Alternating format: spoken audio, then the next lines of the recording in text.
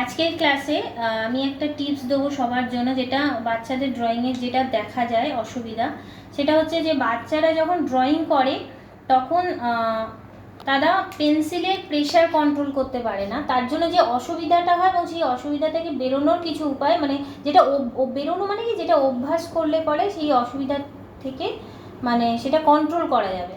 তো দেখা যায় যে যখন ড্রয়িং করছে বাচ্চারা এরকম মানে এতটা প্রেশার দিয়ে করছে যে আমি যখন এই লাইনটা ধরো আমি প্রেশার দিয়ে আমি ড্র করেছি, এখন আমি যখন দিয়ে এটাকে ইরেজ করি, এটা ইরেজ করলে সম্পূর্ণ ইরেজ হবে না এবং খাতাটা খুবই নোংরা দেখতে লাগবে এবং একটা স্পট থেকে যাচ্ছে, ক্লিয়ার হচ্ছে না স্পটটা।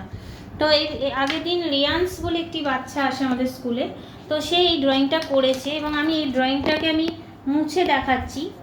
আমি যদি মুছি এটা ক্লিয়ার হবে না, কোনোভাবেই ক্লিয়ার হবে না, এরপরে আমি এর উপর ড্রয়িং করতে পারবো না। তো ড্রয়িং করতে গেলে আমাদের যেটা করতে হবে, প্রেশার কন্ট্রোল করতে হবে, আমাদের ফিঙ্গারের প্রেশার কন্ট্রোল করতে হবে এবং পেন্সিলটাকে যখন আঁকবো আমি খুব হালকাভাবে স্ট্রোক দেবো, খুব স্ট্রোক হবে খুব হালকা, যতক্ষণ আমি ফাইনাল বুঝতে পারছি যে আমার ড্রয়িংটা কমপ্লিট হয়ে গেছে এবং আমি এটাকে ফাইনাল ড্রয়িং করতে পেরেছি, তখন আমি স্ট্রোক দেবো হালকা। তো তার জন্য কি টিপস, 1 নম্বর টিপস হচ্ছে আমি পেন্সিলটাকে একদম সামনে হোল্ড করব না, একটু দূরে হোল্ড করব। হোল্ড করার সময় আমি গ্রিপ পাবো এবং ভিশনটাও আমার ক্লিয়ার থাকবে যে আমি কতটা ডিস্টেন্সে আঁকবো। আমি একটা বাড়ি আঁকছি, তখন আমি এইভাবে এটা পেন্সিলটাকে ধরে হালকাভাবে ধরে আঁকবো। দেখো এখন আমি যদি এটাকে ইরেজ করি এটা ক্লিয়ার হয়ে যাবে, আমার কাগজ কিন্তু কোনোভাবেই নোংরা হচ্ছে না, এটাকে আমি আবার ড্রয়িংটা করতে পারবো এবং কারেকশানের জায়গা থাকবে।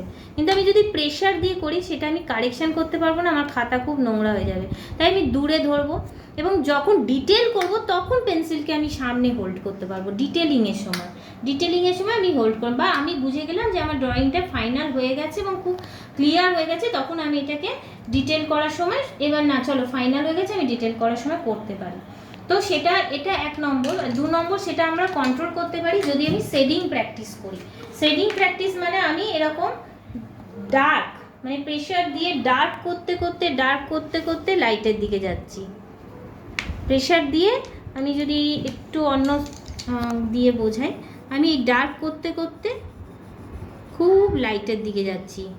ডার্ক করার সময় কি হচ্ছে, আমি একটু প্রেশার দিচ্ছি, হাতে ফিঙ্গারের উপর প্রেশার দিয়ে আমি লাইটের দিকে যাচ্ছি।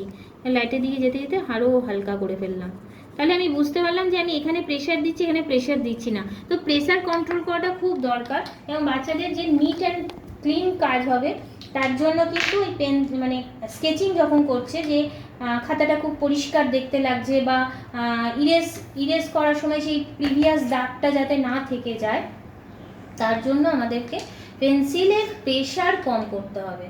তো আমার মনে হয় বাচ্চারা যদি বাড়িতে এইভাবে অভ্যাস করে, এটা অভ্যাস দ্বারাই সম্ভব, এটা নয় যে বললেই তারা ওই পেন্সিলের গ্রিপ খুব সহজে করে ফেলবে, এরকম নয়। তো ওটা অভ্যাস দ্বারাই করা সম্ভব হয়। তা আমি আজকে ওদেরকে এগুলোই বোঝাচ্ছিলাম, আজকে পেন্সিল শেডিং শেখাচ্ছি বলে ওদেরকে এটা বোঝালাম। আমি মনে করলাম যে সকলের সাথে এটা শেয়ার করলে পরে এটা অনেকেরই সুবিধা হবে।